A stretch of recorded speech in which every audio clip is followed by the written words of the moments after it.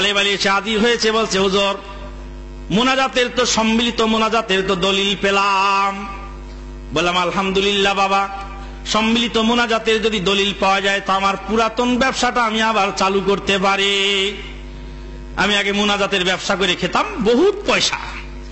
মুনাজাতে যে এত বরকত, চাকরি বাকরি কিচ্ছু লাগে না, এক মুনাজাত দিলেই 500 টাকা পাওয়া যায়। বললাম বাবা আমার পুরাতন ব্যবসাটা আবার চালু করতে চাই, তুমি আমার দলিলটা শোনায় যাও। বলে দলিল হলো উদউনি আস্তাজিব লাকুম, তোমরা সবাই মিলে আল্লাহর কাছে চাও। বললাম সবাই মিলে চাও, এটা তুমি কোথায় পেলে? বলে বহু বচন আছে এখানে। উদউনি, তোমরা সবাই দোয়া করো, আল্লাহ সবাইকে দোয়া করতে বলেছেন। এই জন্য বোঝা গেল সবাই একত্রে দোয়া করতে হবে, একা একা দোয়া করলে হবে না। বললাম বাবা তো ভালো কথা বলেছ, বহু বচন হওয়ার কারণে বোঝা গেল সম্মিলিত ভাবে করতে হবে। আল্লাহ বলেছেন ফানকিহু মা তাবা লাকুম মিনান নিসা, পছন্দসই নারী দেখে তোমরা সবাই বিয়ে করো। আল্লাহ বলেছেন সবাই বিয়ে করো, সবাইকে বিয়ে করতে বলেছেন, বহু বচন ব্যবহার করেছেন। মামু খালু চাচা জ্যাঠা সবাই একত্রে একদিনে বিয়ের ডেট করতে হবে, একা একা করলে সম্মিলিত হবে না। এবার তালেব আলী মাথা চুলকাইতে চুলকাইতে চলে যায়, বলো তালেব আলী এদিকে আয়, কিচ্ছা খতম হয়ে গেল, কে ব্যাপার কি? মুনাজাতের এত দলিল নিয়ে ঘুরে বেড়াও, মুনাজাতের দলিল উৎসাহে পড়ে, তো একটা দলিল প্রথমেই খতম হয়ে গেল, কি ব্যাপার কি? আর যারা কোনো বিদআতের সাথে জড়িত, কুসংস্কারের সাথে জড়িত, মূলত তারাই ওনাকে বেশি সমালোচনা করেন। এইটা আমরা দেখেছি। তো আসলে এতে ওনার কোনো নোকসান নেই, বরং এটা ওনার একটা আরো প্রশংসা, আরো সম্মান বাড়িয়ে দেবে ইনশাআল্লাহ। তো একটা হিংসা, আল্লামা ইবনুল জাওজি তালবিসে ইবলিসের মধ্যে একটা ঘটনা লিখেছেন। এটা একটা ইতিহাস আর কি, হাদিস নয়। যে ইবলিসের সাথে ইয়াহিয়া আলাইহিস সালামের দেখা হয়েছিল। তো ইবলিসের কাছে 3টা পোটলা। তো উনি জিজ্ঞাসা করেছিলেন যে 3 পোটলাতে কি আছে? তো ইবলিস এক পোটলার দিকে ইশারা করে বলল যে এইটা পোটলা, এটা জুলুমের পোটলা। আর দ্বিতীয় যেটা, এটা হলো হিংসা, হিংসার পোটলা। আর 3 নম্বর যেটা, এটা হলো কৃপণতার পোটলা। তো যেটা জুলুমের পোটলা, এটা আমি সরকারের কাছে বিক্রি করি। যখন যারা এই দেশে সরকার হয়, মোটামুটি একটা জুলুম অত্যাচার তারা করে, তো জুলুমের পোটলাটা আমার ক্রেতা হইল ক্ষমতাবানদের কাছে বিক্রি করি। আর যেটা হিংসার পোটলা, এইটা আলিম ওলামার কাছে বিক্রি করি। যখনই একজন আলেম বা ইসলামী ব্যক্তি একটু ওনার একটু প্রশংসা হচ্ছে, নাম দাম, উনি একটু ভালো কিছু করছে, তো ওখানে অন্য কিছু ভুল পথের পথিক যেসব আলেমরা আছে তারা প্রচন্ড হিংসা জ্বলে ওঠে। তো জাকির নায়েকে যারা আমাদের বাংলাদেশে খুব সমালোচনা করেন, সম্ভবত ওনারাই 2 নম্বর পোটলাটা কিনেছেন আর কি, না হলে এত হিংসার তো কোনো কারণ নাই। ওই বেচারা, উনি একজন ডাক্তার হয়েও উনি ইসলামের কথা বলছেন, কোরআনের কথা বলছেন, হাদিসের কথা বলছেন, নাম্বার সহ বিশ্বের বড় বড় বাঘা বাঘা বিধর্মী যে তার্কিকরা আছে, বহসকারীরা আছে, ধর্মগুরুরা আছে, সবাইকে নাস্তানাবুদ করে ইসলামের সত্যতা প্রমাণ করছেন। এমন একজন মহান দাঈ আল্লাহ, যার জন্য দোয়াই করা উচিত শুধু, এমন একজন মহান দাঈ আল্লাহর বিরুদ্ধে উঠে পড়ে লাগা, এটাও 2 নম্বর পোটলা ছাড়া এটার কোনো কারণ আমার বুঝে আসে না। যাই হোক, আল্লাহ তাআলা হেদায়েত করুন আমাদেরকে যারা এই সমালোচনাগুলি করছেন। জি, 3 নম্বর পোটলা হলো কৃপণতার, ওটা ধনীরা কিনে। আপনারা কি জান্নাতে যেতে চান? আসলেই চান কিনা? তবে জাহান্নামের গাড়িতে উঠে জান্নাতে যাওয়া যাবে? যাবে না তো। ঢাকার এক ছেলে বাড়ি বিয়ে করেছে কুমিল্লা। বিয়ের পরে মেয়ে শুধু শ্বশুর বাড়িতে থাকে। এলাকার যুবকরা বলতেছে, বেটা বিয়ে কি তুই করছিস না তোরে করছে? বিয়ে কি তুই করছিস না তোরে বিয়া করছে? তোর বউ খালি শ্বশুর বাড়িতে থাকে কেন? দিছে প্যাঁচ লাগাইয়া, আর কি প্যাঁচ লাগানো যাকে বলে, ফেনী নোয়াখালীর ভাষা কয় ক্লিকবাজি করছে। দিছে ক্লিকবাজি করে, দিছে ক্লিক লাগাইয়া, ভেজাল লাগাইয়া, জামাইয়ের মাথা গরম। কয় আমারে মানুষ অপমান করে, প্রাইভেট কার একটা নিয়ে গেছে শ্বশুর বাড়িতে, বউরে বলতেছে উঠো গাড়িতে উঠো, আজকে এক জায়গায় বেড়াইতে যাম। স্ত্রী বলতেছে হ্যাঁ তাইলে তো ভালো, চলো। স্ত্রী সেজে গুজে গাড়িতে উঠছে, জামাইও গাড়িতে উঠে দরজা জানালা লাগাইয়া ড্রাইভারকে বলতেছে ড্রাইভার সোজা যাত্রা বাড়ি চলো আমার বাড়ির দিকে। বউ এবার কান্দা শুরু, হ্যাঁ আমি শ্বশুর বাড়িতে যাবো না, তুমি না বেড়াইতে নিবা? কোনো কথা নাই, তুই তো যাবি, তোর বাপ দাদা 14 গোষ্ঠী যাবে, ঠিক না? আপনারা বলেন তো, গাড়ি তো চলছে, গাড়ি যাত্রা বাড়ি চলছে, গাড়ি যাত্রা বাড়ি। যতই বলুক ওই বউ যে আমি শ্বশুর বাড়িতে যাবো না যাইয়া কোনো উপায় নাই, কারণ গাড়ি তো শ্বশুর বাড়ির গাড়ি। মুসলিম জাতি আমরাও ঠিক জাহান্নামের গাড়িতে উঠে জান্নাতের আশা করছি, ঠিক না? গুনাহের গাড়ি, শিরকের গাড়িতে উঠে, বিদআতের গাড়িতে উঠে, কুফরির গাড়িতে উঠে জান্নাতের আশা করছি। না না না, শিরক কুফর আর বিদআতের গাড়িতে উঠে যতই বলবেন জাহান্নামে যাব না, তারপরেও ওই গাড়ি আপনাকে জাহান্নামে নিয়েই ছাড়বে। মুসলিম জাতি এজন্য ভালো করে লক্ষ্য রাখা দরকার আপনার আমার টার্গেট ঠিক আছে কিনা। ইসলামের ক্ষতি করার মধ্যে গুরুত্বপূর্ণ ভূমিকা পালন করেছে দুইটা জিনিস। একটা হচ্ছে কোরআন এবং সহিহ হাদিসের অপব্যাখ্যা। অপব্যাখ্যা মানে কি দেখেন, আমি একটা অপব্যাখ্যা দেখাই। সূরা তাওবার মধ্যে আল্লাহ রাব্বুল আলামিন বলছেন ইয়া আইয়ুহাল্লাযীনা আমানুত্তাকুল্লাহ ওয়া কুনু মা'আস সাদিকিন। এক পীরের মুরিদ আরেকটা মানুষকে মুরিদ হওয়ার জন্য দাওয়াত দিচ্ছে। তো পীরের মুরিদ হতে হবে, দলিল তো লাগবে। দলিল দিয়েছে সূরা তাওবার এই আয়াতটা, গিয়ে বলছে ভাই দেখেন আল্লাহ তো বলছে পীরের মুরিদ হওয়ার জন্য, বললো দলিল দেন। বললো আল্লাহ বলছে ইয়া আইয়ুহাল্লাযীনা আমানুত্তাকুল্লাহ, হে ইমানদার সমাজ তোমরা আল্লাহকে ভয় করো আর সত্যবাদীদের সাথে তোমরা থাকো। তো সে বললো না এখানে তো আল্লাহ পীরের কথা বলে নাই। কয় না এই যে কুনু মা'আস সাদিকিন, আল্লাহ বলছে সত্যবাদীদের সাথে থাকার জন্য। কয় না এখানে তো পীরের কথা উল্লেখ নাই। তো সে বললো না আসলে ভাই ব্যাপারটা এইটা না, এখানে পীরের কথা উল্লেখ নাই ঠিক, তবে এটা কিন্তু আল্লাহ পীরের দিকে ইঙ্গিত করছে। দেখেন অপব্যাখ্যাটা কিভাবে করলো। পীরের কথা উল্লেখ নাই ঠিক, তবে আল্লাহ কিন্তু যে পীরের দিকে ইঙ্গিত করছে, পীর কিন্তু সত্যবাদী, এজন্য পীরের মুরিদ হওয়ার জন্য আল্লাহ এটা বলছেন। নাউযুবিল্লাহি মিন যালিক। তো বেচারাও খুব বুদ্ধিমান, বেচারা বলল ভাই তাহলে আমার কিছু কথা আছে। তো তোমার কি কথা? বললো আল্লাহ তো সূরা আনফালে বলছেন ফাদরিবু ফাওকাল আনাক ওয়াদরিবু মিনহুম কুল্লা বানান। আল্লাহ বলছে তাদেরকে ধরো, ধরে গিরায় গিরায় তাদের কোমরে, তাদের ঠ্যাঙের মধ্যে তাদেরকে তোমরা আঘাত করো, পিটাও। সে বললো ভাই দেখেন এই যে আল্লাহ তো বলছে আপনার পীর সাহেবকে পিটানোর জন্য। কয় না এখানে তো পীরের কথাটা উল্লেখ নাই। কয় না পীরের কথা উল্লেখ নাই ঠিক, তবে এটা কিন্তু নিশ্চিত আল্লাহ পীরের দিকে ইঙ্গিত করছে।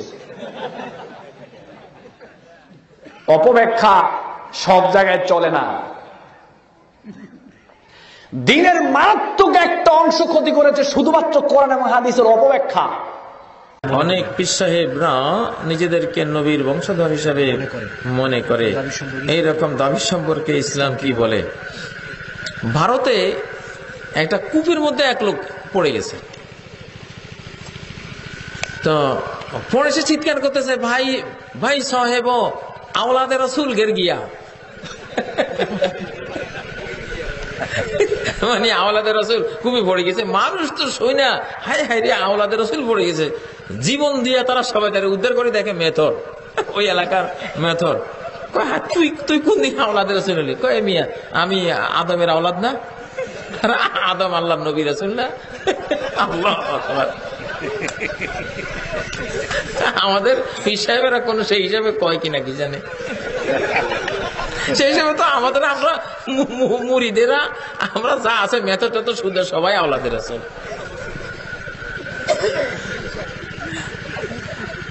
আল্লাহু আ'লাম। নবী সাল্লাল্লাহু আলাইহি ওয়াসাল্লামের আওলাদ জেনুইন, ওনার বংশলতিকায় পৃথিবীতে আছে, কিন্তু এটা তো মানে প্রচার করার জিনিস না। যাদেরকে আল্লাহ তাআলা ওই বংশে দিয়েছেন, ওই ব্লাডে যারা আছেন, তারা কোনোদিন প্রচারধর্মী হয় না, ওরা লুকিয়ে থাকে। গত কয়েক বছর আগে আপনাদের রানীর বন্দরে এসেছিলাম। রানীর বন্দরের আশেপাশে কোথায় এক মাহফিলে, তা আমাকে বললো যে একটু মুনাজাত করে দেন। ও ব্যবসাতে ছেড়ে দিছি বাবা, তো চলে গেলাম, নেমে গেলাম। এক মহিলা প্যান্ডেল ভাঙিয়ে ভিতর থেকে চলে আসছে, আসে বলছে আশরাফুল চৌধুরী মোর বাপের টাকা নিল, মুনাজাত না করে, মুনাজাত করবে তো কর, না করলে আমার টাকা খরচ দে। তুই ঢাকাতে মুনাজাত করে না, মোর বাপের টাকা নিল, মুনাজাত না করে, মোর টাকা খরচ দে। টাকা ঘুরে চায় মহিলা মানুষ, সুবহানাল্লাহ। গেলাম ঠাকুরগাঁয়ে রানী শঙ্কর, ওখানে ফজরের সালাত আদায় করে সালাম ফিরে ঘুরে বসছি। বলছে আবে তুই মুনাজাত করবি, মুনাজাত করবি, তুই গেলি কেন, নামাজ পড়াতে গেলি কেন, তোর বাপের মসজিদ, তোর ঠ্যাং কাটি নিব, মসজিদ থেকে বেরোতে দিব না, তুই আগে মুনাজাত করবি তারপর বের করবি। আপনারা হাসতেছে, দুঃখজনক ঘটনা। বগুড়ার এক দিনী ভাই আমার সাথে ছিলেন, নাম তার শফিক ভাই। শফিক ভাই বগুড়ার মানুষ। বলছে ক্যামেরে তোরা ভালো মানুষের সই কেনকা কথা কছু, আলেম মানুষের সাথ এনা ভালো কথা কন, তোরা ভালো মানুষের সই আলেম মানুষের সাথ কেনকা কথা কছু, বারে এনা ভালো কথা কন। তখন ও বুড়া মুরব্বী মানুষ খুব রেগে গেল, রেগে যায় ঠান্ডা হয়ে গেল। আমি বললাম যে দেখলাম যে এখানে তো নরম কথার কাজ নাই। বললাম আমার কাজ ছিল নামাজ পড়িয়ে দাও, আমি নামাজ পড়িয়ে দিছি, তোর বাপকে টাকা তুই মুনাজাত করে নে। বলে মসজিদ থেকে বেরিয়ে গেলাম। বলতেছি না যে এই মুনাজাত আল্লাহুম্মা আমিন করে অনেক টাকা কামাই করছে। এমন মুনাজাত ধরছি যে চোখ দিয়ে পানি পড়ে গেছে মহিলাদের। মহিলার টাকার বান্ডেল আন্দর মহতে পারে হুজুরে দেওয়া হাদিয়া। কিন্তু যেদিন থেকে এই বেদাত ছাড়লাম সেদিন থেকে শুরু হলো নির্যাতন। এমনও মসজিদ আছে যে গজমূর্খ লোকরা ইমামতি দেয়, কিন্তু আমাদেরকে সামনে যেতে দেয় না। এমনও মসজিদ আছে। মুকশেদুল মুমিনিন বইয়ে লেখা আছে হেডলাইন, অবিবাহিত ছেলে মেয়ের পড়া নিষেধ। যেই খুলে সেই পড়তে চাই, কি লেখা আছে হেডলাইন, অবিবাহিত ছেলে মেয়ের পড়া নিষেধ। কি লেখা আছে একটু পড়ে দেখি কি লেখা আছে। এবার লেখা শুরু হয়ে গেল, ভরা পেটে স্ত্রী মিলন করলে ছেলে ভ্যাংচা হয়, সফরের পূর্বে স্ত্রী মিলন হলে ছেলে কানা হয়, চন্দ্রগ্রহণে সূর্যগ্রহণে স্ত্রী মিলন হলে ছেলে টেরা হয়। নগদ মিথ্যা, কিয়ামত পর্যন্ত সময় থাকলো। আল্লাহ তাআলা বলেন নিসাউকুম হারসুল লাকুম ফাতু হারসাকুম আন্না শাইতুম, তোমাদের স্ত্রী তোমাদের জমি, তোমাদের স্ত্রী তোমাদের জমি, তোমরা তোমাদের স্ত্রীর কাছে আসো তোমাদের ইচ্ছা মতো, সকালেই কি বিকালেই কি, সন্ধ্যায় কি, সূর্যগ্রহণই কি, চন্দ্রগ্রহণই কি, ভরা পেটে কি, সফরে কি, আমি আল্লাহ তোমাদেরকে ইচ্ছা মতো তোমাদের স্ত্রী ব্যবহারের জন্য অনুমতি দিয়ে দিলাম। কেন তিনি হেডলাইন দিবেন? শুনুন, ইবলিস তার চেয়ারটা প্রত্যেকদিন সাগরের উপরে রাখে, সকালে সাগরের উপরে রেখে বসে সব শয়তানকে ডাকে। তার কাজ চলে নিয়ম মাফিক। দেখো শয়তানের কাজ নিয়ম মাফিক চলে। ডেকে বলে তোমরা পাপি করাও, বিকালে রিপোর্ট দিতে হবে। একজন এসে বলে যাবো না, আমি একটা কাজ করেছি। কি? জেনা করিয়েছি, যাও, এটা কোনো কাজ হয়নি। আর একজন এসে বলে যাবো না, আমি একটা কাজ করেছি। কি করিয়েছ? মারামারি লাগিয়ে দিই, যাও, এটা কাজ হয়নি। আর একজন এসে বলে যাবো না, আমি একটা কাজ করেছি। কি? স্বামী স্ত্রীর মধ্যে গন্ডগোল লাগিয়ে দিয়েছি। তখন ইবলিস বলে, হ্যাঁ তুমি একটা কাজ করেছো, কাজের মতো কাজ। এভাবে লাফতে উঠে তাকে বুকে জড়িয়ে ধরে নেয় ইবলিস। স্বামী স্ত্রীর মধ্যে গন্ডগোল পাকাতে বললে গোটা পরিবারটা ধ্বংস। আল্লাহ কি নিরাকার? নিরাকার একটা জিনিস পৃথিবীতে আছে, তার নাম হলো ঘোড়ার ডিম। ঘোড়ার ডিমের কোনো আকার নেই। আল্লাহর অস্তিত্বকে অস্বীকার করার জন্য আল্লাহকে নিরাকার বলা হয়ে থাকে। আল্লাহর আকার আছে, মুসলিম শরীফের হাদিস। হাসরের ময়দানে আল্লাহ নিজের আকার পরিবর্তন করে প্রথমে আসবেন, বান্দার সাথে দেখা করবেন।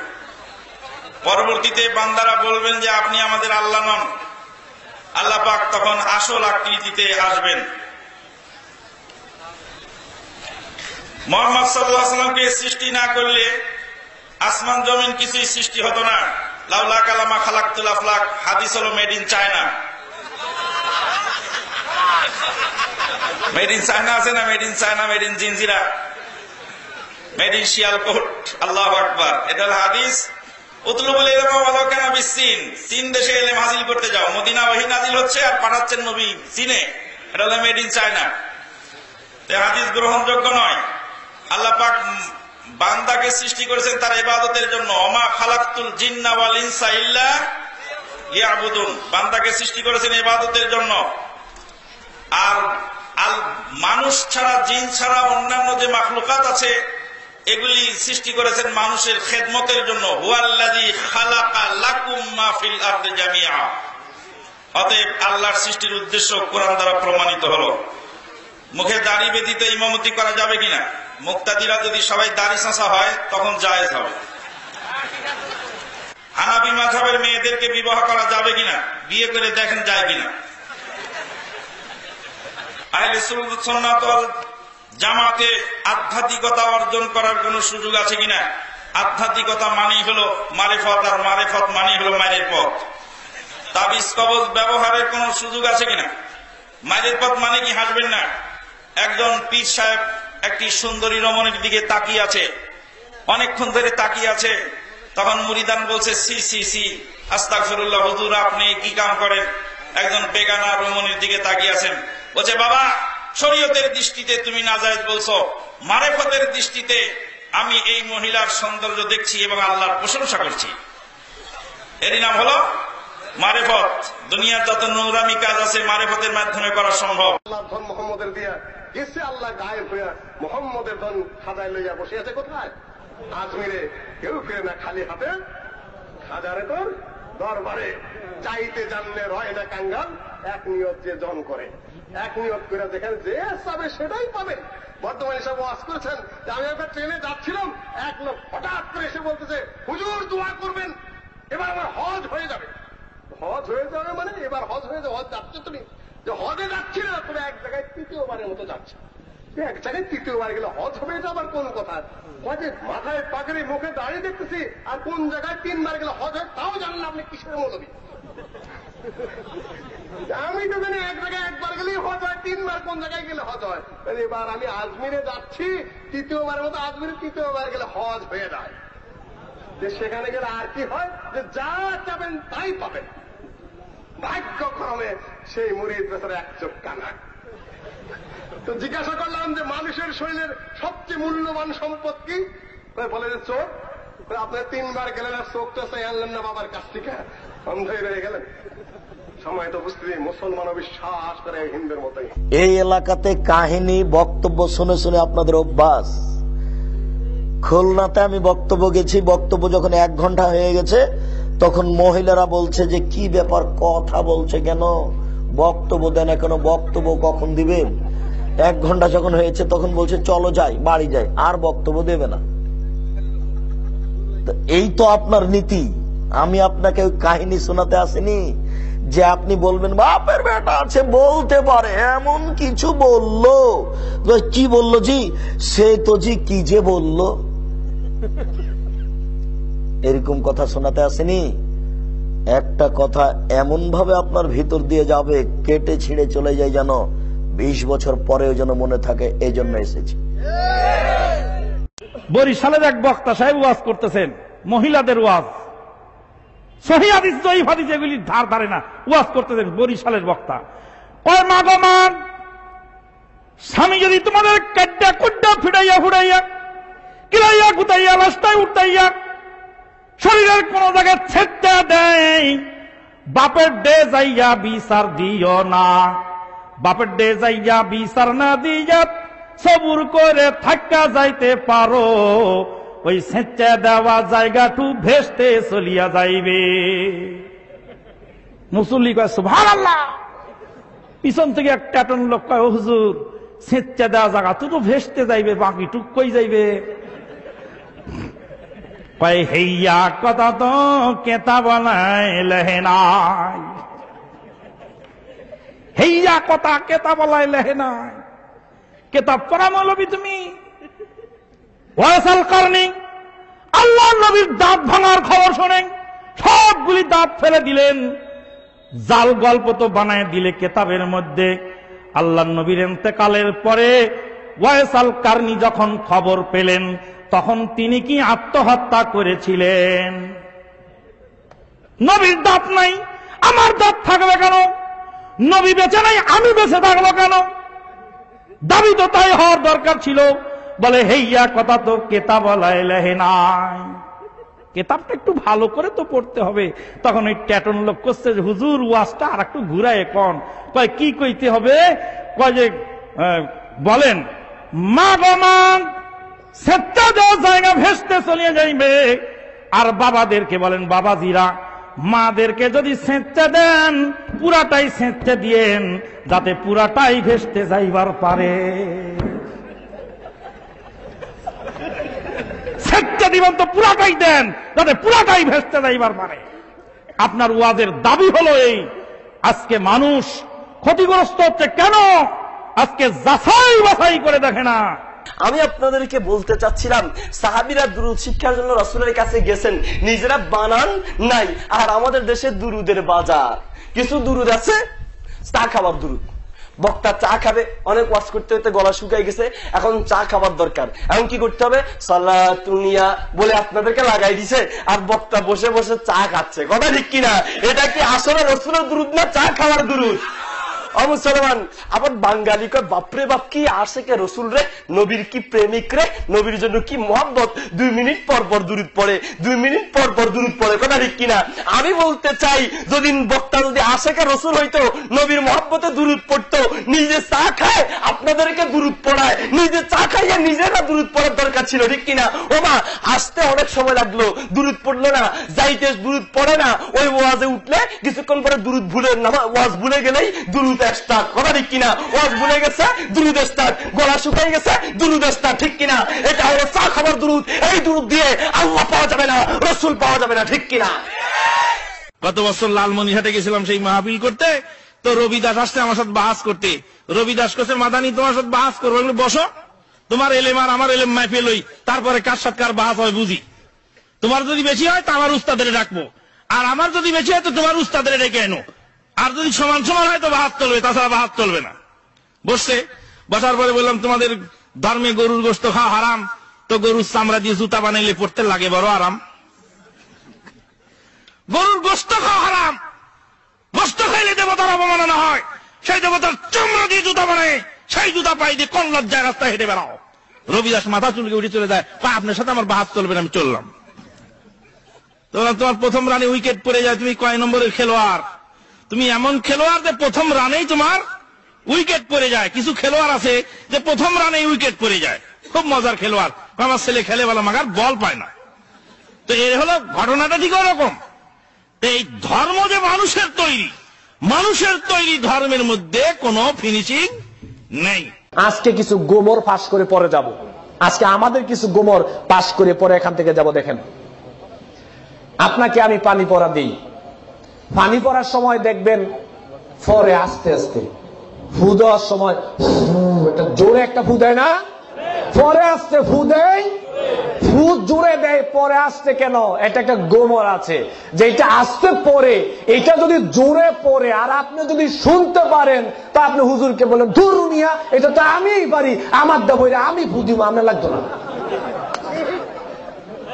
হুজুর পরে সূরা ফাতিহা আর কিচ্ছু না, শুধু সূরা কি পড়ে? ফাতিহা পড়ে। এক হুজুর গেছিলেন বরিশাল থেকে ওয়াজ করতে রাজশাহীতে। কোথায়? রাজশাহীতে ওয়াজ করতে গেছে বরিশালের হুজুর। উনি এক ছেলেকে ডেকে বলছে, বাবা একটা পান এনে দিতে পারবা? বলছে, পারবো না কেন? পারবো, টাকা দেন, পান এনে দিচ্ছি। 2টা টাকা দিয়ে বলছে একটা পান এনে দাও। ছেলেটা পানের জন্য 2টা টাকা নিয়ে দিল দৌড়। এই ছেলে থামো, চলে যাচ্ছ দৌড়িয়ে পান আনতে। কি দিয়ে পান আনবে তা শুনে গেলে না? হাকিমপুরি, হাকিমপুরি জর্দা, ভিজা পাতা, আর কি সুরভি। আর কার বাবা? ওর বাবা। বাবা জর্দা মানে আমার বাবা না ওর বাবা? ওর বাবা জর্দা। বাবা জর্দা, হাকিমপুরি, ভিজা পাতা, সুরভি জর্দা দিয়ে পান এনে দাও। ছেলেটি সঙ্গে সঙ্গে 2 টাকার নোট বলটিয়ে ওই মুফাসসিরে কোরআনের গায়ে মেরে কয়, হুজুর রাখো তোমার টাকা, রাখো তোমার টাকা। তোমার এতবার স্পর্ধা, তুমি বরিশাল থেকে এসেছো আমার রাজশাহীতে ওয়াজ করতে, তোমার ওয়াজ আমাদের দেশে চলে না। আমার মা জর্দা খায়, এই হারাম জিনিস আমার মাকে আমি কিনে দেই না। তুমি কোন সাহসে আমাকে জর্দা দিয়ে পান আনতে বলো? আন্তর্জাতিক খ্যাতি সম্পন্ন মুফাসসিরে কোরআন হতবাক হয়ে তাকিয়ে রইল ছেলেটির দিকে। আমিও হতভম্ব হয়ে গেলাম। ছেলে বলে কি? হুজুরের কাছে জর্দা হালাল। হ্যাঁ, জর্দা হুজুরের কাছে হালাল। ওই জন্য কবি দুঃখ করে বলছেন কোন হুজুরের দাড়ি ছাঁটা, কারো বা আবার অল্প কয়টা, শেষ করেছে পানের বাটা হাকিম জর্দা খাইয়া রে, রং বিরঙের হুজুর আয়সে রে। আজকে যেই যুগে বেশি বেশি আই লাভ ইউ আমরা শুনতাম না, সেই যুগের স্বামীরা কিন্তু কোনদিন স্ত্রীর কাছে এক কপর্দক দাবি করেনি। যৌতুক শব্দটাও ছিল না আমাদের সমাজে। এত ভালোবাসার পরিবেশ ছিল। স্বামী উজাড় করে জীবন, যৌবন, সম্পদ সব উজাড় করে ভালোবাসার পাত্রীকে, তার জীবন সঙ্গিনীকে অর্পণ করত। তখন মুখের উচ্চারণ ছিল না, হৃদয়ের ভাষা ছিল। এটাকেই বলে যে ভরা কলসি নড়ে না, কিন্তু খালি কলসিটা বেশি নড়ে।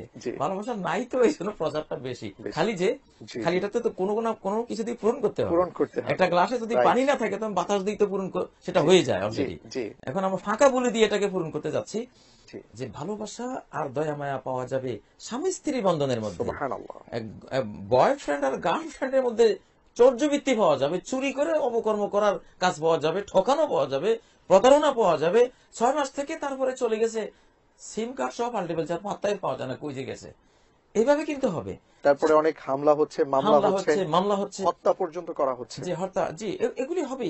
কারণ এই আবেগটুকুকে যখনই আমাদের তরুণ তরুণীরা আল্লাহর বহির্ভূত নিয়মে, সৃষ্টিকর্তার ভালোবাসার স্রষ্টার নিয়মের বাইরে যখনই যাবে, তখনই আত্মহত্যা ছাড়া, হতাশা ছাড়া, টেনশন ছাড়া, বঞ্চনা ছাড়া আর কিছু পাওয়া যাবে না। আপনি যত ভালোবাসার গান আছে সবগুলিতে দেখবেন যে জ্বলে গেলাম, পুড়ে গেলাম, তোমাকে পেলাম না বন্ধু, মানে ভালোবাসার শেষ ফল সিগারেটের ছাই। আপনি অবৈধ প্রণয়ের লোকেরা যত গান গায় সবগুলিতে দুঃখ বেদনা এবং অপ্রাপ্তি ছাড়া, বঞ্চনা ছাড়া আপনি কিছু পাবেন না। কিন্তু এগুলো যেটা বৈধ ভালোবাসার যেই ধারাটা পৃথিবীতে আছে, একেবারে আদম থেকে প্রথম মানব মানবী, প্রথম প্রেমিক প্রেমিকা মানব জাতির, তারা ছিলেন স্বামী স্ত্রী রূপে। সুবহানাল্লাহ। মানুষ বেড়েছে, আল্লাহ রিজিকের সাইজও বাড়িয়ে দিয়েছেন। যেমন আগে আমরা আমলকি খেয়েছি ছোট ছোট, ঠিক কিনা? এখন এক একটা আমলকি পাওয়া যায় পেয়ারার মতো বড় বড়, ঠিক কিনা?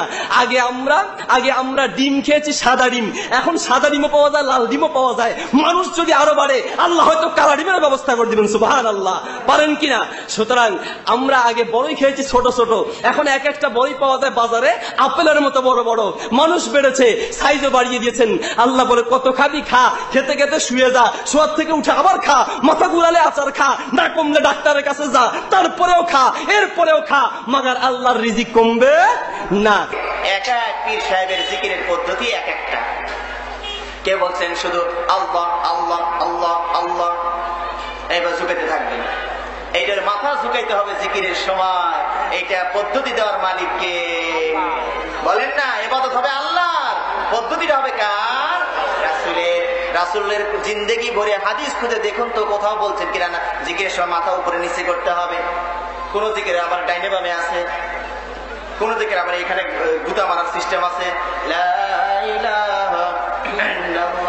বামে শয়তান আছে না, শয়তানকে গুতা মারে ফেলে দিতে হবে।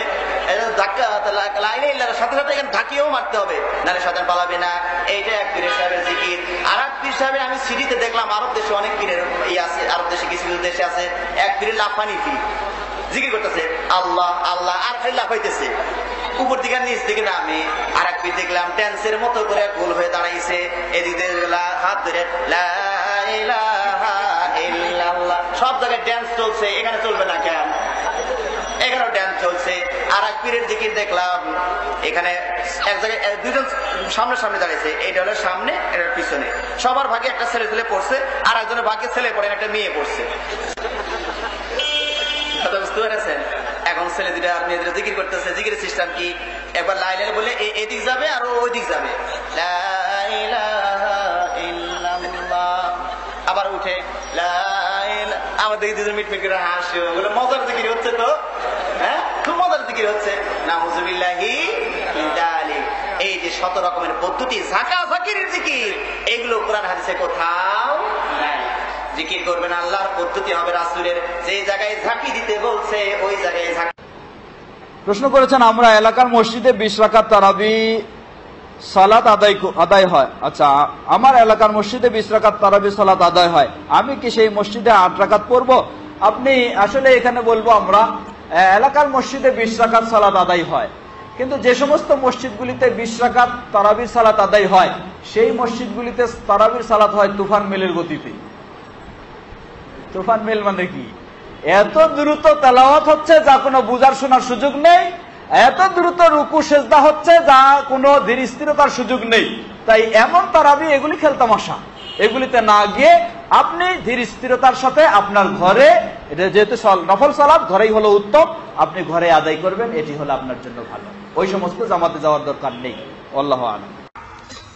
একটা ছোট্ট কথা আপনাকে বলে দেই, বাস চলছে, বাসের ভিতরে একজন লোক বিড়ি খাচ্ছে, আমি বলছি এই বিড়ি খায় কে, লাচ্ছে নামায় দাও।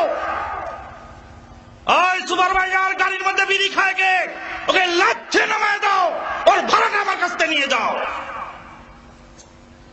সাথে সাথে বিড়িওয়ালা বিড়ি ফেলে দিয়েছে, বলেন আলহামদুলিল্লাহ। আমি কয়জন? একজন। বিড়ির সমর্থক বেশি না বিড়ি না খাওয়ার সমর্থক বেশি? বিড়ির সমর্থক বেশি। যেদিন গণতন্ত্র বাসে কায়েম হবে সেদিন বাসের সুপারভাইজার বলবে বিড়ি চান কারা কারা হাত তোলেন, তো বিড়ির পক্ষে অনেক হাত উঠে যাবে। বিড়ি চান না কারা কারা হাত তোলেন, তো আমার মতো 2-1 হাত তুলবে। তখন বাসের সুপারভাইজার বলবে হ্যাঁ জয়যুক্ত হইয়াছে, হ্যাঁ জয়যুক্ত হইয়াছে, হ্যাঁ জয়যুক্ত হইয়াছে। অতএব বাসে বিড়ি চলিবে, বাসে বিড়ি চলিবে, বাসে বিড়ি চলিবে। আজকে আমি আমানুল্লাহ ধমক দিয়ে বিড়ি বন্ধ করতে পারছি, কিন্তু যেদিন আপনার বাসে গণতন্ত্র চালু হবে সেদিন বিড়ির সমর্থকের বেশি হওয়ার কারণে সেদিন আমার ধমক আর চলবে না। কথা ঠিক না বেঠিক? সমাজে হাজারো রঙের ঢঙের মিথ্যা, সবচাইতে বেশি মিথ্যা যেই হাতিয়ারের মাধ্যমে চলে, ওই হাতিয়ারের নাম mister mobile Chowdhury. Mister mobile Chowdhury, এই মোবাইলের মাধ্যমে সবচাইতে বেশি মিথ্যা চলে। জিজ্ঞেস করে বন্ধু কোথায় আছো, বলছে এই তো কাঞ্চনে আছি, কাঞ্চন, কিন্তু আসলে বসে আছে যাত্রাবাড়ি। জিজ্ঞেস করে বন্ধু কোথায়, বলছে এই তো মাহফিলে বসে আছি, আসলে বসে আছে বাথরুমের ভিতরে। জিজ্ঞেস করে বন্ধু কোথায়, বলছে এই তো মসজিদে আছি, আসলে বসে আছে সিনেমা হলে। হাজারো মিথ্যা এই মোবাইলের মাধ্যমে চলছে। 6 সন্তানের মা এক যুবকের সঙ্গে রং নাম্বারে পরিচয়। 6 সন্তানের মা এক যুবকের সঙ্গে রং নাম্বারে পরিচয়। যুবক জিজ্ঞেস করছে আপনার কি কোনো ছেলে মেয়ে আছে নাকি? 6 সন্তানের মা বলছে ছেলে মেয়ে হবে কোত্থেকে, আমার তো মোটে বিয়াই হয় নাই, আমার তো মোটে বিয়াই হয় নাই। মুসলিম জাতি হাজারো মিথ্যা এই মোবাইলের মাধ্যমে চলছে। হ্যাঁ, মোবাইলের মাধ্যমে কিছু ভালো কাজও হয়। আমরা যে আলোচনা করি ইন্টারনেটের মাধ্যমে সারা বিশ্বের মুসলিমরা আমাদের আলোচনাগুলো মোবাইল, কম্পিউটার, ল্যাপটপ, ইন্টারনেটের মাধ্যমে জানতে পারে। কিছু ভালো কাজও হয়। ভালো কাজে লাগাতে চাইলে লাগানো যায়। তবে বেশিরভাগ মানুষ এই মোবাইলের মাধ্যমেই ধ্বংস হচ্ছে। রাতকে রাত প্রায় যুবকদেরকে দেখা যায় রাতের পরে রাত কেটে যায়, ওনার আঙ্গুলের গুতাগুতি শেষ হয় না। এত বড় মোবাইল, এত বড় মোবাইল নিয়ে বাস পকেটে তো রাখতে পারে না, রাখলেও রাখলো রাতের বেলা মোবাইলটা খুলে একবার আঙ্গুলের উপরে ঠেলে একবার নিচে নামায়, একবার উপরে গুতায় একবার নিচে গুতায়। মারে মা, ফজরের নামাজের টাইম রাত শেষ হয়ে যায়, ওনার গুতাগুতি শেষ হয় না। গাজার কলকি টান দেয় ল্যাংটা ফকির, আর তার ভিতরে ভেদ আছে। ভেদ আর কি আছে? বেয়াদবি মাফ করবেন, একজন লোক ডিগ্রি পাস, তার স্ত্রীও ডিগ্রি পাস। সে ভণ্ড ফকিরের মুরিদ হওয়ার পরে এই ভণ্ডের মুরিদ বানানোর স্ত্রীরও লয়ে গেছে গা। লয়ে যাওয়ার পরে দেখি চ্যাটের চটের সালার ভিতর দিয়ে ইজ্জত আবরুজা আছে সব দেখা যাচ্ছে, সিরা চট পরে আছে। তো বলে যে এই সিরা চট পরাওয়ালা গা দিয়ে গন্ধ ছুটছে, মুছ কাটে না, দাড়ি কাটে না, হ্যাঁ দাড়ি ছাটে না, কি বলে দাড়ি পরিষ্কার রাখে না, মুছ কাটে না, চুল ছাটে না। আর এই ভণ্ডর মুরিদ তুমি হয়েছ কেন, কি দেখে? বলো ওই সর্বনাশী, খবরদার, হুশ করে কথা বলিস, এরা বুজুর্গ লোক, জানিস না এদের বিরুদ্ধে কথা বললে জানিস না কার ভিতরে কি আছে বলা যায় না। বলে ওর ভিতরে যা ছিল সব তো চট ছেঁড়া চট দিয়ে দেখাই যায়, তো আর কি আছে ওর ভিতরে দেখা? নাউযুবিল্লাহ মিন যালিকা, আস্তাগফিরুল্লাহ, লা হাওলা ওয়ালা কুওয়াতা। ওরে ও ভণ্ড বাবা, ওরে ও ভণ্ড বাবা, রোজ হাসরে দেখবে তোমার কোন বাবা। নামাজ রোজার ধার ধারে না, মাজারেতে গাঁজা খায়, লম্বা লম্বা চুল রেখেছে শিকল পরা সারা গায়ে। লম্বা লম্বা চুল রেখেছে শিকল পরা সারা গায়ে। মুছে ঢেকেছে মুখ, মুছে ঢেকেছে মুখ, চেনা যায় না কি কারবার। ওরে ও ভণ্ড বাবা, রোজ হাসরে দেখবে তোমার কোন বাবা। যত মাজার তত বাবা, বাবা হলো বেসুমার। রেল লাইনে নাই রে মাজার, বাস লাইনে সব মাজার। নিজের বাবার লয় না খবর, মাজারে দেয় লাল সালু। নিজের মায়ের লয় না খবর, মাজারে দেয় লাল সালু। ওরে ও ভণ্ড বাবা, রোজ হাসরে দেখবে তোমার কোন বাবা। ওরে ও পাগলা বাবা, রোজ হাসরে দেখবে তোমার কোন বাবা। বরিশাল গেলাম ভাষান্তরে ওয়াজ মাহফিল করার জন্য। এলাকার চেয়ারম্যান সাহেব এসে বললেন, আপনাদের পীরের নাম কি, কোন পীরের মুরিদ? বললাম কোন পীরের মুরিদ হই নাই।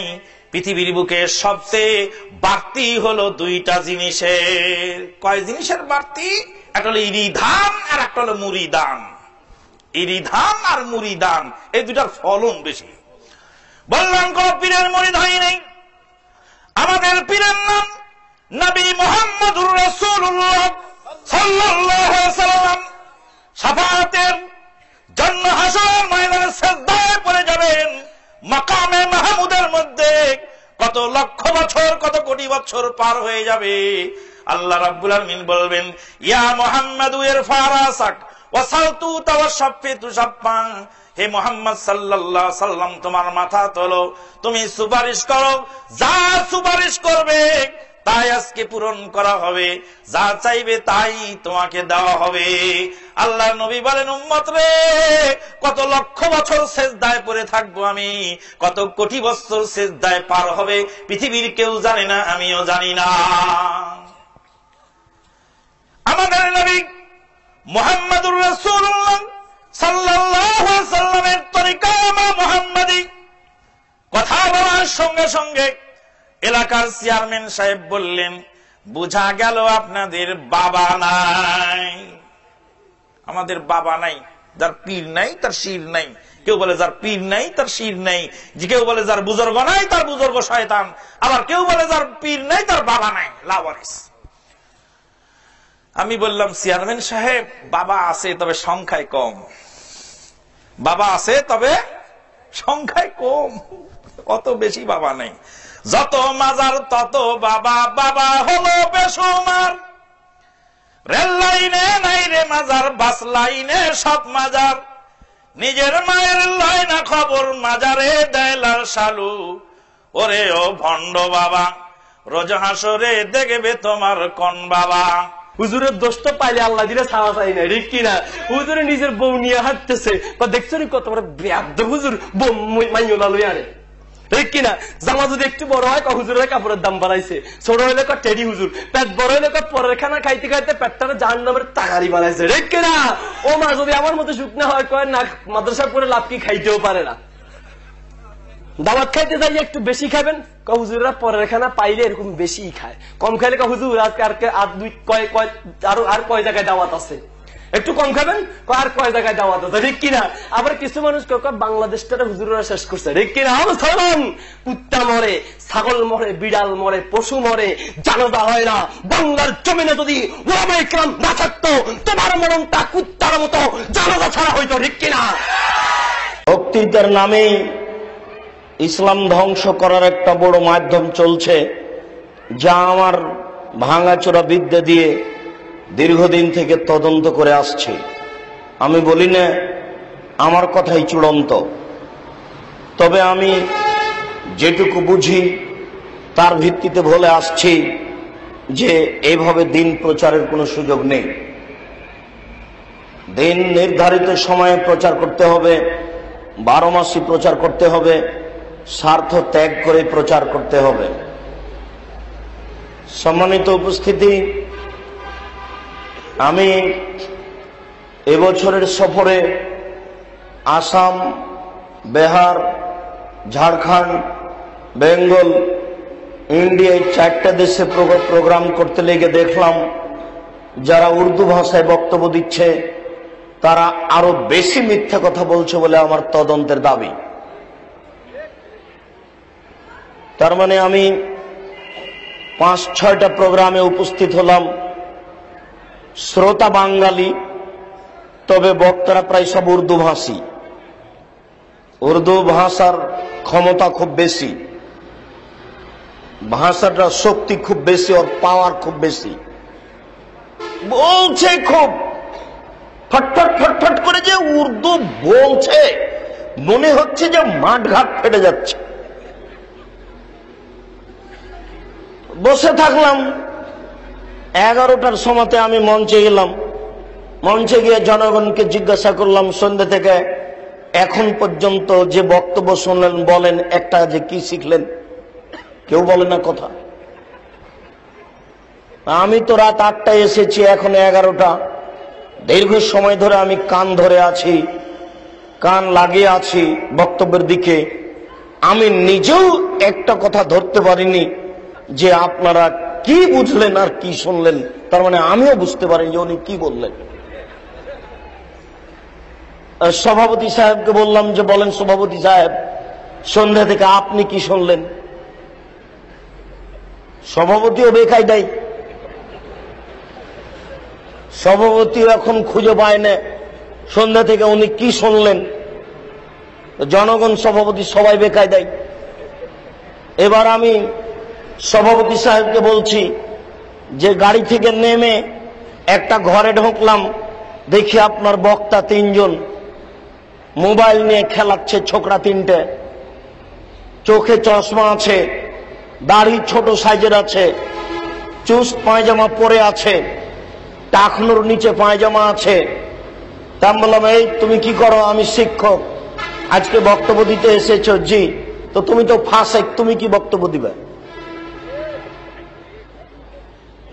দাড়ি ছোট করে রেখেছ, পায়জামাটা টাকনুর নিচে রেখেছ, তুমি কি বক্তব্য দিবে? সভাপতি সাহেবকে বললাম, আপনার বক্তা কি বক্তব্য দিতে পারে?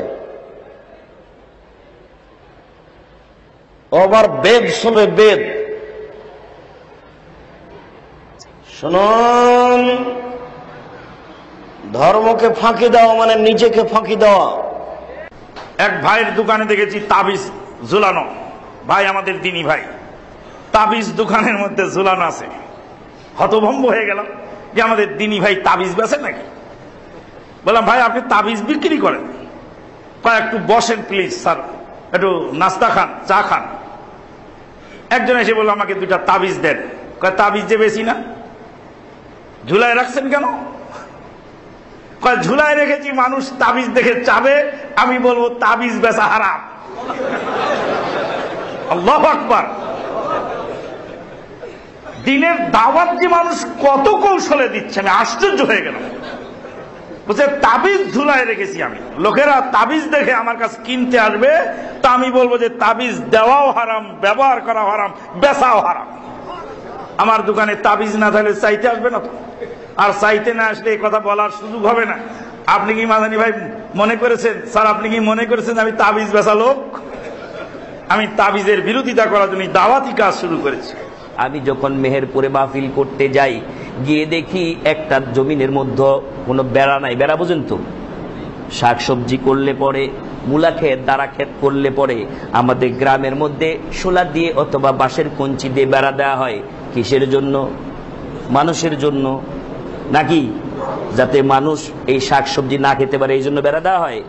এই জন্য দেওয়া হয় গরু ছাগল, ছাগলের জন্য বিশেষ করে গরুকে বেঁধে রাখা হয়, ছাগলকে ছেড়ে দেওয়া হয়। এই জন্য ছাগল থেকে বাঁচানোর জন্য হালকা একটা বেড়া দেওয়া হয়। ওই বেড়া গরু ঢুকতে গেলে গরু ঢুকতে পারবে, কিন্তু ছাগলে একটু বাধা হয়, ঠিক না বেঠিক?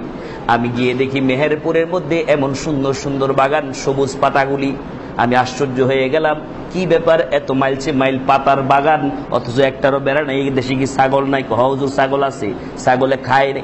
না হুজুর, এই পাতা ছাগলে খায় না। কে খায় না? ছাগলে খায় না। এই পাতার নাম কি? তামাক পাতা। কি পাতা? তামাক পাতা। আমি সত্য বলছি না মিথ্যা বলছি? যে এই পাতা ছাগলে খায় না, এমনকি কুকুরে মাঝে মাঝে ঘাস খায়। ওই এলাকায় কুকুরও নাকি ওই পাতা খায় না। ওই পাতা মানুষ সুন্দর করে রিফাইনিং করে, এর মধ্যে সুন্দর করে মিষ্টি লাগিয়ে, আর এর মধ্যে সুগন্ধি লাগে, তারপরে জর্দা বানিয়ে খায়, ঠিক না বে ঠিক? আমাকে বলেন হুজুর জর্দা নেশা হয় না? আমার লাইফে আমি জিন্দেগিতে কখনো পান খাই না। কি খাই না? পান চাবাই না, খেতে পারি না। পান খেলে পরে ঠোঁটটা, দাঁতটা আর জিহ্বাটা ভারী হয়ে যায়, ভাতের স্বাদ পাই না। আল্লাহ যে সুন্দর স্বাদ দিয়েছেন, এক এক তরকারির এক এক রকম স্বাদটা পাই না, হারায় যায়। এই জন্য ভয়ে পান খাই না। আমাকে জোর করে এক বন্ধু বললো পান খাও সরোয়ার, ভালো লাগবে, হজম শক্তি বাড়বে। আমি তো ঠিক আছে দাও। দেওয়ার পরে পান খেলাম, জীবনের লাইফে প্রথম। দিল একটু জর্দা, তার নাম হলো বাবা জর্দা। কি জর্দা? বাবা জর্দা দিল। বাবা জর্দা দেওয়ার পরে আমি মুখে দিলাম, খুব ভালো লাগছে, খুব ঘ্রাণ পানের মধ্যে, কি খুব ঘ্রাণ। কতক্ষণ পরে আমার পুরা দেহটা ঘেমে গেল। কিসের কারণে? পানের কারণে। পানের কারণে, জর্দার কারণে। তোমার শরীর ঘামলো কেন? নিশ্চয়ই এর মধ্যে কি আছে? কি আছে? নেশা আছে। কাজে আমার ভাইয়েরা, যারা ফতোয়া দেয় এগুলি মাকরু, আসলে মাকরু না। আল্লাহ পাক বলেন ইন্নামাল খামরু, এগুলি হচ্ছে নেশাদ্রব্য। আর সমস্ত নেশাদ্রব্য আল্লাহ পাক বলেছেন রিজসুম মিন আমালিশ শাইতান, এগুলি শয়তানের কাজ। ফাজিতানিবুহু, ছেড়ে দাও, ছেড়ে দাও, ছেড়েই দিতে হবে। আল্লাহর নবী মরার পরে নবীর কবর জিয়ারত করলে নবীকে জীবদ্দশায় সাক্ষাৎ করার সমমর্যাদা পাওয়া যায়। এ হাদিস শুনলে তো হাজী সাহেব না চোখের পানি ছেড়ে দিয়ে কাঁদবেন, আর বলবেন যে বাবা কালকেই একখানি খাত বিক্রি করে তাড়াতাড়ি নবীর কবর জিয়ারত করে আসি। শাইখুল ইসলাম ইবনে তাইমিয়া বলেন, লক্ষ লক্ষ সাহাবায়ে কেরামদেরকে বেইজ্জতি করার জন্য এই হাদিস বানানো হয়েছে। এই হাদিসের মধ্যে সাহাবায়ে কেরামদের মর্যাদা ক্ষুণ্ণ করা হয়েছে। আল্লাহর নবীকে, নবীর জীবদ্দশায় যারা ঈমানের সঙ্গে সাক্ষাৎ করেন তারা হলেন সাহাবী। নবীর জীবদ্দশায় সাক্ষাৎ করা আর নবীর কবর জিয়ারত করা যদি সমান হয়ে যায়, যত রকমের লালু হাজি আর ভুলু হাজি হজ করতে যায়, সমস্ত লালু হাজি ভুলু হাজিরাও সাহাবীর মর্যাদা পেয়ে যায়, ঠিক না বেটি? লালু ভুলু কেউ থাকলে ভাই আল্লাহর রাস্তে মাফ করবেন, অনেক সময় কমন পড়ে গেলে আবার বিপদ হয়। বগুড়ায় গেছিলাম এক ওয়াজ করতে, ওয়াজের মধ্যে লালু এমপি বসা আছে স্টেজে, হেলালুজ্জামান তালুকদার লালু। আমি তো লালু মালু চিনি না, লালু মালুর পাত্তাও দেই না জীবনে। তো বলছি লালু ভুলুর কথা ইসলাম চলে না, ইসলাম আল্লাহর নবীর এবং কোরআন সুন্নাহর নির্দেশে চলে। তখন লালু সাহেব বলছে যে ওই মিয়া তোমরা কি বেয়াদব বক্তা এনেছো, আমি স্টেজে বসা আছি কয় লালু ভুলুর কথা ইসলাম চলে না। তো বিপদের মাস গাড়ি, ওই জন্য বলছি ভাই লালু হাজি ভুলু হাজি থাকলে বেয়াদবি মাফ করবেন। লালু হাজি ভুলু হাজি কিয়ামত পর্যন্ত হারাম মাল নিয়ে যাবে কবর জিয়ারত করতে। সে ব্যক্তি নবীর জীবদ্দশায় নবীকে জিয়ারত করলে, সাক্ষাৎ করলে যেই মর্যাদা পাওয়া যায় সমমর্যাদা হয়ে যাবে। শায়খুল ইসলাম ইবনে তাইমিয়া রাহমাতুল্লাহ আলাইহি বলেন, ইসলামের সাহাবীদের মর্যাদাকে ক্ষুণ্ণ করার জন্য এই হাদিসটি বানানো হয়। এমন একটি যুগ আসবে যেই যুগের মানুষগুলো হবে ধোঁকাবাজ, নামাজ পড়তে হয় 5 ওয়াক্ত। আর আমাদের দেশের মিস্টার শুক্কুর আলী খালি শুক্রবারে মসজিদে যায়, মিস্টার বরাত আলী শুধু সবে বরাতে মসজিদে যায়, মিস্টার কদর আলী শুধু সবে কদরে মসজিদে যায়, মিস্টার ইদু মিয়া ঈদ আসলে পরে পাঞ্জাবি টুপি লাগাইয়া বাপরে বাপ পুরা আব্দুল কাদের জিলানী আছে কিনা মুসলিম জাতি। এজন্যই বলছি আল্লাহর নবী বলেছেন এমন একটা যুগ আসবে যেই যুগের মানুষগুলো হবে ধোঁকাবাজ। আমরা যে কত রঙের ধোঁকাবাজ, বাস্তবতা না দেখালে বুঝবেন না।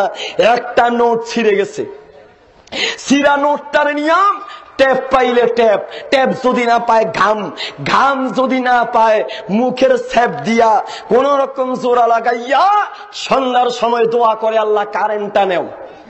কারেন্ট যদি যাইতে পারে নোটটারে বইটা নিয়া দোকানদারের হাতে দিয়ে বলে যান দিছি দোয়া করি খাইবেন ভিক্ষা করি। বলতেছেন ট্রেনে যাচ্ছি, হঠাৎ করে একেবারে জটাধারী, কপালে ফোঁটা, চন্দনা চর্চিত আর কি চন্দনের ফোঁটা, হাতে ত্রিশূল, সাধু বাবা। আমি আলিগড় ইউনিভার্সিটিতে পিএইচডি করেছি, যাওয়ার সময় দেখতাম ট্রেনে আমাদের টিকিট লাগে না, গেরুয়া বসন, হাতে থাকবে একটা ত্রিশূল, কপালে চন্দনের ফোঁটা থাকবে, এই গাদার কোন কেউ আছে সেখানে, হাতে একটা কেটলি থাকে, এটা ভিক্ষা করে মহিলারা করে পয়সা দেয়। সারা ভারত চষে বেড়ায় আর গাঞ্জা খায়, সাধু বাবার কিছু লাগে না। ওই এক সাধু বাবা উঠেছেন, সবাই সেখানে নমস্কার করতেছে আর পয়সা দিতেছে কেটলির মধ্যে।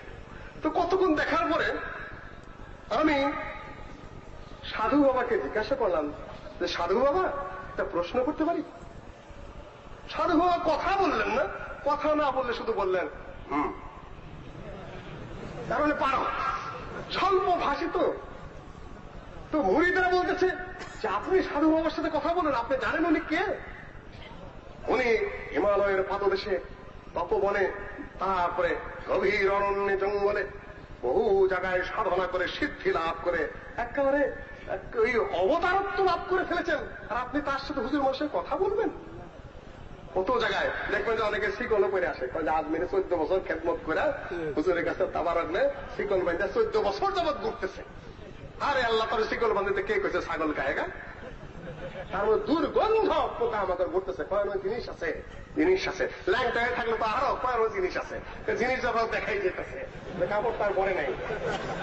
সম্মানিত উপস্থিতি, যাই হোক সাধু বাবাকে জিজ্ঞাসা করে, সাধু বাবা একটা প্রশ্ন জিজ্ঞাসা করতে পারি? বলে যে সবচেয়ে বড় কে? আপনি কতক্ষণ চুপ করে থেকে তর্জনী অঙ্গুলি ঊর্ধ্ব দিকে তুলে আকাশের দিকে বিস্ফারিত নয়নে তাকে বললেন উনি। কে নাম বললেন না, এইভাবে তাকে বললেন উনি। বেশ, আর মানুষের সবচেয়ে নম্রতা, সবচেয়ে আনুগত্য, সবচেয়ে দাসত্ব প্রকাশের ভঙ্গিমাটা কি, ভাবটা কি, সেটা কি? দাঁড়াইলেন, তাই না? কোর্টে নিয়ম আছে, সব ফেলে দেবে। তারপর দাঁড়ানোতে কোথায় যান? রুকুতে চলে গেলেন। আর সবচেয়ে যখন আরো অনুগত দাসত্ব প্রকাশ করেন তখন কোথায় চলে গেলেন? সিজদায় মাথাটা মাটিতে লাগানো হলো। বান্দার তাওয়াজু, নম্রতা, দাসত্ব প্রকাশের সবচেয়ে বড় অবলম্বন কি? মাথারা সিজদায় করা। তো জিজ্ঞাসা করলাম সবচেয়ে বড় হলেন উনি, আর বান্দার সবচেয়ে দাসত্ব প্রকাশের ভঙ্গিমাটা, ভাবটা কি? উনি আবার খুব স্বল্প ভাষায় বললেন যে সাষ্টাঙ্গে প্রণাম পূর্বক মাথা মৃত্তিকায়। তাহলে আরেকটা প্রশ্ন করি সাধু বাবা, এদিকে মুরিদেরা তো খুব বিরক্ত হচ্ছে, কেন রাজা যত বলে পারিষদ দলে বলে তার সাথে বলে। চামচারা আরো বলে যে আপনি কি উনি? সাধু বাবা আপনি নিজেই কি উনি? বলে আর প্রাচীন কোথাকার, আমি উনি হতে যাব কেন? উনি উনি আমি আমি, সবচেয়ে উপরে হলেন উনি। আর বান্দার দাসত্ব প্রকাশের সবচেয়ে বড় ভাব হল বান্দার সবচেয়ে বড় দাসত্ব যেটা, সেটা সবচেয়ে বড় সেই পাবে। আপনি নিচ্ছেন কেন? যুক্তির কথা।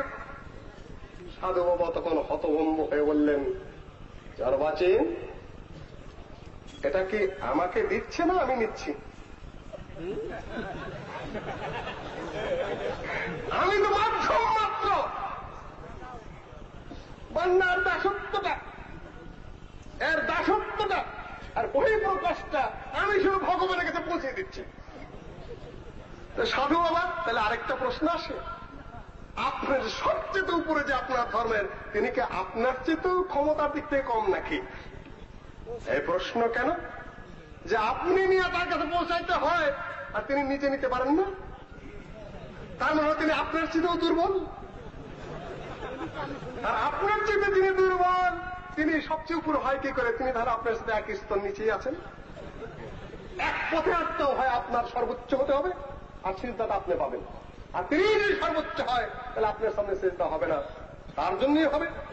আর যদি মনে করেন ভগবান স্বয়ং নিতে পারে না, তাহলে তিনি তার চেয়ে দুর্বল, আপনার চেয়ে দুর্বল, সুতরাং হয় আপনি পাবেন না, তাহলে উনি পাবেন না। দুজনে একজনকেই পেতে হবে। একজন কোন মাধ্যম তো চলবে না, মাধ্যম হলেই উনি আপনার চেয়ে দুর্বল হয়ে পড়বেন। এটাকে ইসলাম শিরক বলেছে। ছেলে দুইটা, একটা দেখা বলছে হুজুর নিয়ত করেছি এটাকে মাদ্রাসায় দিব, আর একটা দেখা বলছে হুজুর নিয়ত করছি এটার স্কুলে দিব।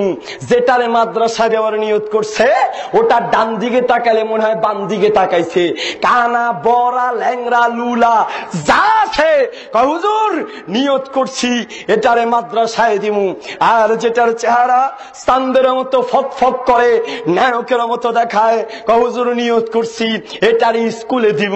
তুমি একটা পাক্কা ধোঁকাবাজ। মুসলিম জাতি মেয়ে দুইটা, বড়টা সুন্দর বিয়া দিছে স্যারের কাছে, বাড়িতে একটা কালো আছে, কালো বাজারে চলে না, হুজুর নিয়ত করছি এটারে বিয়া দিব হুজুরের কাছে। সুন্দরটা স্যারের কাছে আর কালোটা হুজুরের কাছে। ধোঁকাবাজ কাকে বলে? মুসলিম জাতি। তাই বলছি নামাজ সপ্তাহে একদিন, বছরে একদিন নামাজ পড়ে মানুষকে বুঝ দেওয়া যাবে, আল্লাহকে বুঝ দেওয়া যাবে না। আমার খাজা বাবার দরবারে, দয়ালুর দরবারে, খাজার লাহিগা কান্দে আমার মন। আছে না? আছে কি নাই? আছে তো। আল্লাহ পাক বলেন ইন্নামাল মুমিনুনা আল্লাযীনা ইযা যুকিরাল্লাহু ওয়াজিলাত কুলুবুহুম ওয়া ইযা তুলিয়াত আলাইহিম আয়াতুহু যাদাতহুম ঈমানা ওয়া আলা রাব্বিহিম ইয়াতাওয়াক্কালুন। আল্লাহ বলেন নবী গো, কেবলমাত্র মুমিন তারাই যখন আল্লাহর জিকির করা হয় তখন তাদের দিল কেঁপে যায়, যখন আল্লাহর কোরআনের আয়াত তেলাওয়াত করা হয় তখন তাদের ঈমান বৃদ্ধি পেয়ে যায়। ওয়া আলা রাব্বিহিম ইয়াতাওয়াক্কালুন, তারা আল্লাহর, তাদের রবের উপরে অটল ভরসা রাখে। জিকিরের সময় ইমানদারে কি কাঁপবে? জোরে বলেন। দিল কাঁপবে না শরীর কাঁপবে? জোরে বলেন। দিল কাঁপবে না শরীর কাঁপবে? দিল কাঁপবে কে বললেন? আল্লাহ। মনে মনে জিকির করো কে বললেন? আল্লাহ। কোরআনের আয়াত পড়লে ওই ভণ্ডামি জিকিরের মধ্যে আর মুরিদানকে আটকায় রাখা যাবে না। ওই জন্য পীর সাহেবগণ বলছেন তোমরা কোরআন পড়ো না, কোরআন তোমাদের বোঝার ক্ষমতা না। কোরআন পড়ে তোরা কি বুঝবি? তোরা সাধারণ মানুষ, কোরআন পড়িস না, আমাদের এই অধিভার কেতাবগুলি নিয়ে পড়ো। কোন পীর সাহেবের অধিভার কেতাব যদি A to Z পড়ে 50,000 বার খতম করে কোন নেকি আছে বলে কেউ প্রমাণ দিতে পারবে না। একটা মাহফিলে প্রশ্ন করলো যে হুজুর এখন পীররা বক্তব্য দিচ্ছে পীর ধরতে হবে, পীর না ধরলে জান্নাতে যাওয়া যাবে না, পীর ধরা নাকি ফরজ? তো হুজুর প্রশ্ন পেয়ে বলল, হ্যাঁ পীর ধরা ফরজ, পীর ধরতে হবে। সামনে ছিল দুই শ্রেণীর মানুষ, এক শ্রেণীর মানুষ ছিল পীরদের বিপক্ষে, আরেক শ্রেণীর মানুষ ছিল পীরদের পক্ষে। যারা পীরের পক্ষে তারা খুব খুশি, আর যারা পীরের বিপক্ষে তারা চিন্তা করলো যে হুজুর কি বলতেছে এগুলো, পীর ধরা ফরজ, এটা কি বললো হুজুর? তখন হুজুর জিজ্ঞেস করলেন সোর ধরা কি? বললো সোর ধরা ফরজ। সোরের মতো পীর ধরাও ফরজ। পীর যেখানে পাবেন, পীর যেখানে পাবেন সেখানেই সোরের মতো পীরদেরকে ধরবেন, ধরার পরে সোরকে যা করেন পীরকে তাই করেন। এটা বলার পরে তো মাহফিলের অবস্থা একেবারে তালমাতাল। তো হ্যাঁ পীর ধরা ফরজ, পীর ধরবেন, ধরে যা কিছু করার আপনারা কইরেন, আমি আর বললাম না।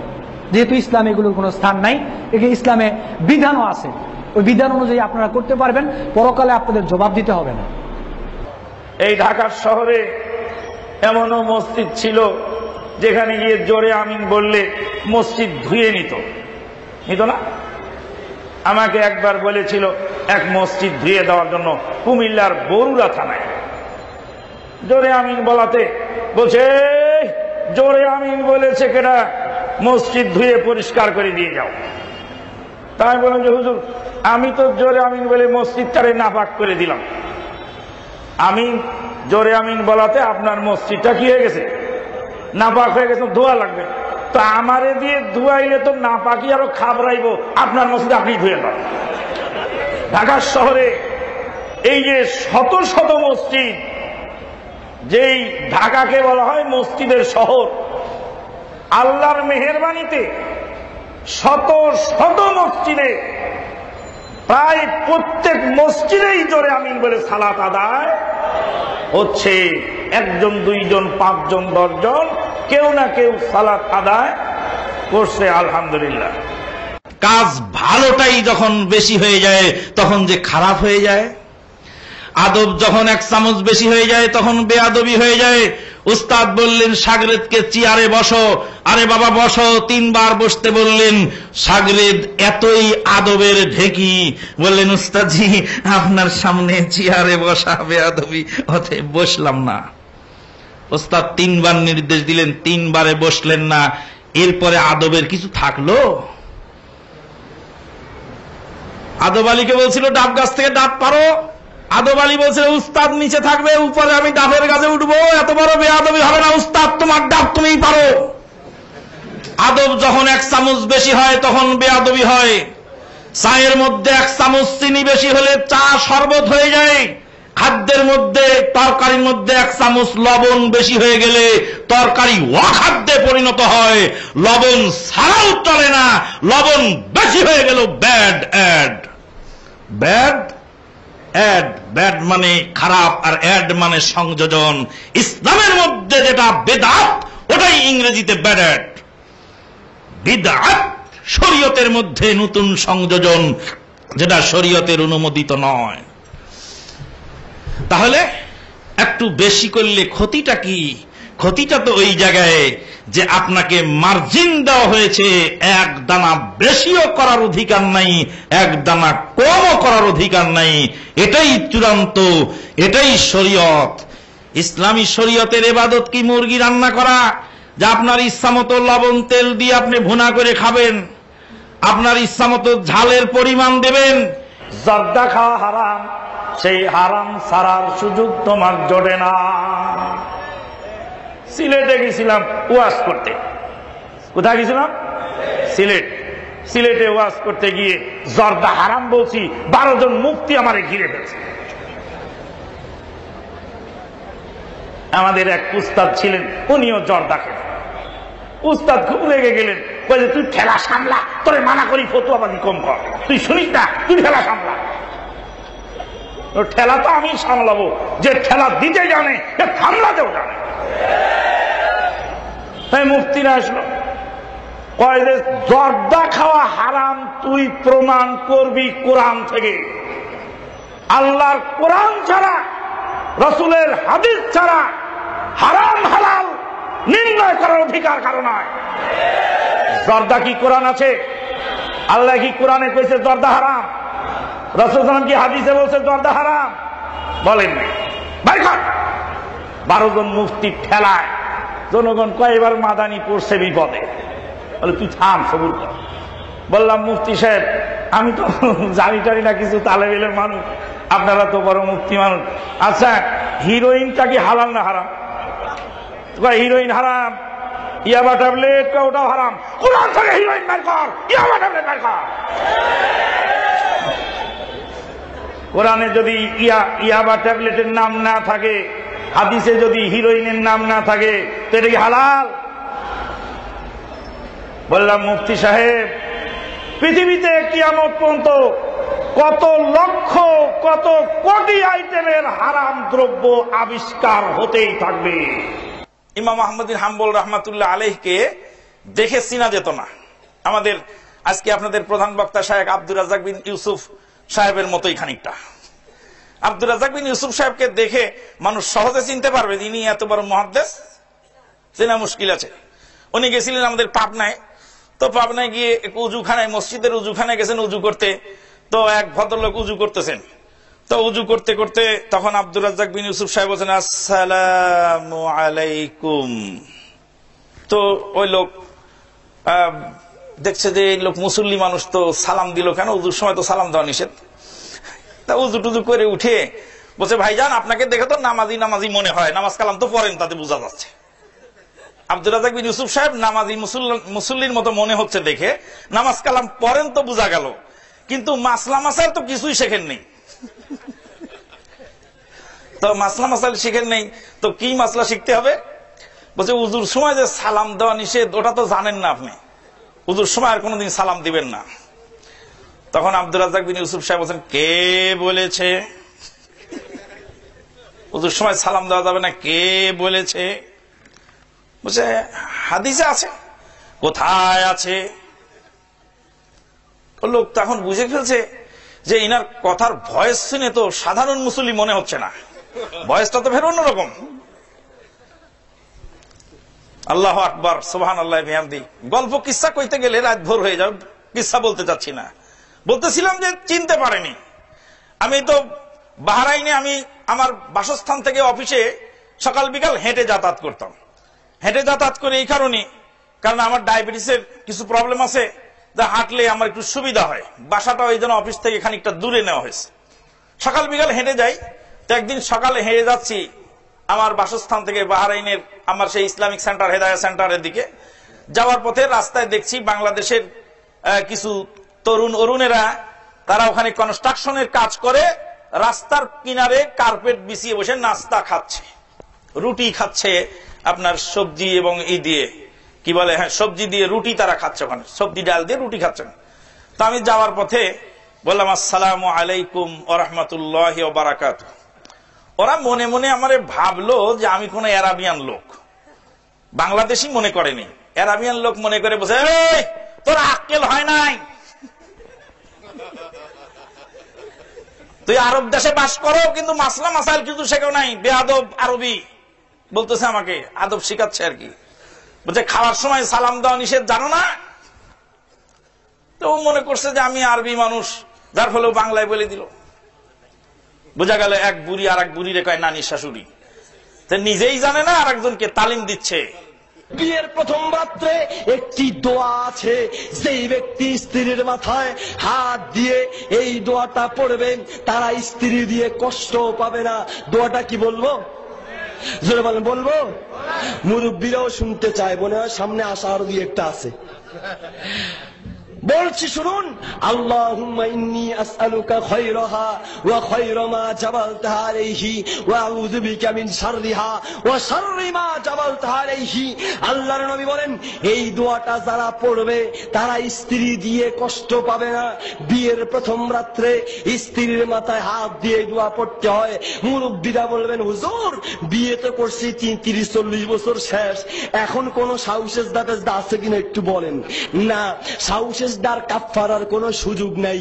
এখন আল্লাহর কাছে তওবা করতে হবে। আল্লাহ যদি মাফ করে তো বাঁচলেন, না হয় বরগুতা খাইতে খাইতে কবরে যাইতে হবে। কথা ঠিক কিনা? কি করবো, এক কঠিন অবস্থা। বিয়ে হচ্ছে পাশের বাড়িতে, গান এত জোরে লাগিয়েছে। বললাম যে ভাই যে এখন একটু বন্ধ করেন, আমরা এখানে থাকতে পারছি না। হুজুরের বাড়ির দিকে মাইক আরো একটা লাগা। হুজুরের মানা করে, হুজুরের বাড়ির দিকে মাইক কি আরো একটা লাগা। এই এক কঠিন মুহূর্তে আছি। সম্মানিত উপস্থিতি, সুন্নতের উপরে আমল করলে পাগল বলে, আর বেদাতের উপরে আমল করলে কয় বুজুর্গানে দিন, বুজুর্গানে রাত, আল্লাহ ওলি হয়ে গেছে। এই কঠিন মুহূর্ত আমরা আছি। তবে এই অবস্থায় যদি দিনের উপরে টিকে থাকতে পারি, রাসূল সাল্লাল্লাহু আলাইহি ওয়াসাল্লাম আমাদের জন্য সুসংবাদ দিয়েছেন। সম্মানিত উপস্থিতি,